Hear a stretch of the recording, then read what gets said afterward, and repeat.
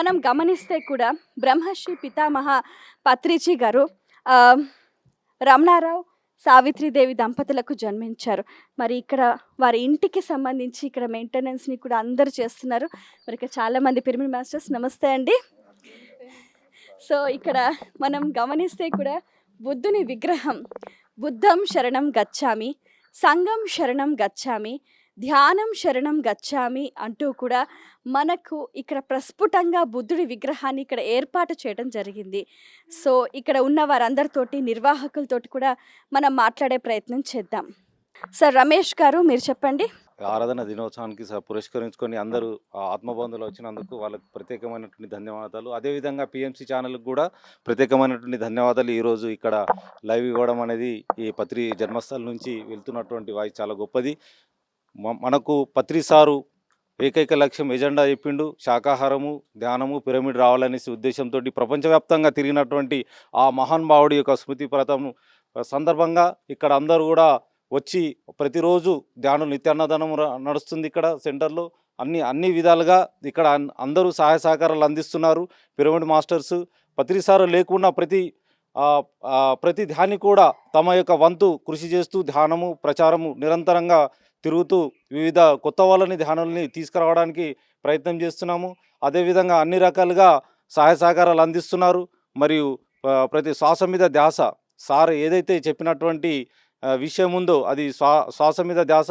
ప్రతి వ్యక్తి కూడా ధ్యాని అయి తీరాలి ప్రపంచంలో అనే సంకల్పం ఉన్నటువంటి మన యొక్క గొప్ప మాస్టర్ పిరమిడ్ పత్రి సార్ యొక్క సంకల్పాన్ని అందరూ తీసుకొని వెళ్తున్నాము. అదేవిధంగా ఇవాళ పిఎంసి ఛానల్ రావడం మాకెంతో గర్వకారణం.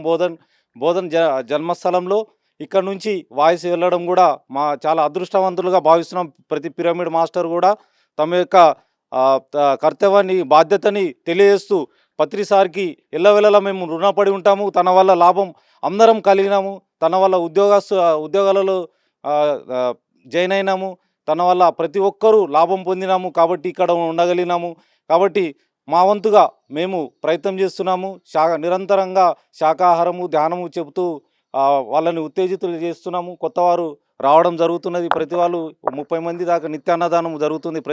ప్రతిరోజు 20 నుంచి 30 మంది రోజు ధ్యానులు వచ్చి ధ్యానం చేసుకొని భోజనాలు చేయడం అనేది సార్ యొక్క సంకల్పం ఏమున్నదంటే సార్ ఇంటికి వచ్చినటువంటి వాళ్ళని ఖచ్చితంగా భోజనం పెట్టి పంపించాలి అనే ప్రతిసారి మాకు వచ్చినప్పుడు సార్ తోటి పంచుకున్నప్పుడు ఇదే చెప్పేవాడు, నాయన అన్నం తినిపోరా నాయన, నువ్వు ధ్యానం చేయకపోయినా పర్వాలేదు కానీ ప్రతిరోజు నువ్వు ఇక్కడ అన్నము మాత్రము సావిత్రమ్మ ఏ విధంగా చూసుకున్నది ఇక్కడ ధ్యానులంతా ఖచ్చితంగా భోజన ఏర్పాట్లు అనేది మధ్యాహ్నము భోజనం ఏర్పాట్లు అనేది నిరంతరంగా నిత్యాన్నదానం జరుగుతున్నది. కాబట్టి ఇక్కడ ఎవరు కూడా ఖాళీ కడుపుతోటి పోకుండా నిరంతరంగా ఇక్కడ కార్యక్రమాలు అమావాస్య పౌర్ణమి ప్రతి ఆదివారం కార్యక్రమాలు నిరంతరంగా సాగుతున్నాయి.